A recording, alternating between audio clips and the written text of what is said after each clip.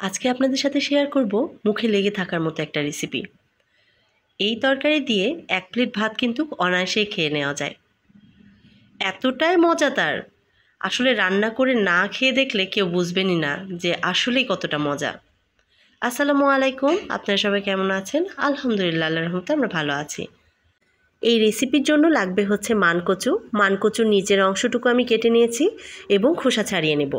এটা অবশ্য পুরাটা নেওয়া যাবে না, কেননা নিচের অংশটুকু সিদ্ধ হতে চায় না, এই জন্য অর্ধেক পরিমাণ আমি গোল গোল করে কেটে নেব। এখানে দেখতেই পাচ্ছেন আমি কতটুকু মোটা করে কেটে নিয়েছি, কেননা এটা খুব ভালো সিদ্ধ হয়ে যায় এবং সহজেই ভেঙে যায়, এই জন্য একটু মোটা মোটা করে কেটে নেব।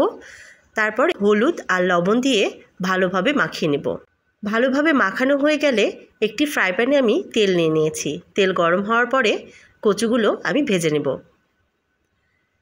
এপিট ওপিট ভালোভাবে ভাজা হয়ে গেলে এখন আলাদা একটি পাত্রে তুলে রেখে দেব। তারপর ওই তেলে দিয়ে দেব পেঁয়াজ বাটা।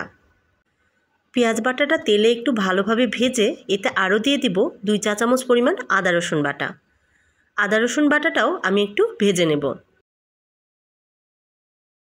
আমি কিন্তু রেসিপিতে কোনো কিছু স্কিপ করিনি, দয়া করে ফুল ভিডিও দেখবেন, তাহলে ফুল রেসিপিটা পেয়ে যাবেন।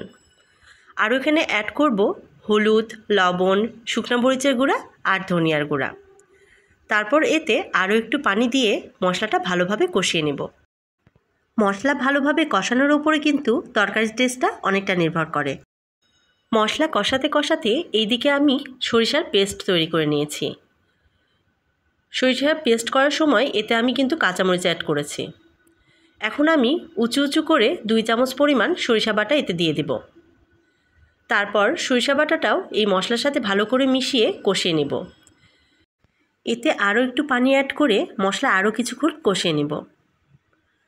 মশলা ভালোভাবে কষানো হয়ে গেলে যখন তেল ছেড়ে আসবে, এ অবস্থায় ভেজে রাখা কচুগুলো দিয়ে দিব। সবগুলো কচু দেওয়া হয়ে গেলে মশলার সাথে ভালোভাবে মিশিয়ে নেব। তারপর এতে দিয়ে দিব 1/2 কাপ পরিমাণ নারকেলের দুধ। আরও দিয়ে দিব ওই কাপেরই 1/2 কাপ পরিমাণ পানি। তারপর ঢাকনা দিয়ে ঢেকে 10 মিনিট রান্না করে নেব। 10 মিনিট পরে ঝোল শুকিয়ে যখন এইরকম তেল বের হয়ে আসবে, এ অবস্থায় চুলা বন্ধ করে দেব। এখন একটা বাটিতে তুলে নেব।